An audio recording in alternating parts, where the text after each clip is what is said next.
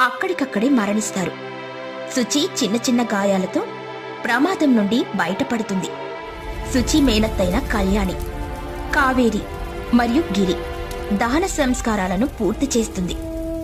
పాపం శుచి తన తల్లిదండ్రుల చితి వద్ద కూర్చొని బోరున ఏడుస్తూ ఉంటుంది. ఏంటమ్మా నన్ను ఇలా విడిచిపెట్టి వెళ్ళిపోయావు? నువ్వు లేకపోతే నేను అసలు ఎలా ఉండగలను చెప్పు? నువ్వు నాన్న లేకుండా నేను ఒంటరిగా ఎలా జీవించాలి? ఇదిగో శుచి, నువ్వేం ఒంటరి దానివి కావు. ఇవాల్టి నుండి నువ్వు నాతోనే ఉండాలి. పద, నేను నిన్ను నా ఇంటికి తీసుకుని వెళ్తాను. నిజంగా మీరు చాలా మంచి పని చేస్తున్నారు. మీరు కనుక లేకపోయి ఉండుంటే ఈ అమ్మాయిని మేము అనాథాశ్రమంలో చేర్పించాల్సుండేది. మీరు ఈ అమ్మాయిని తీసుకుని మీ ఇంటికి వెళ్ళండి.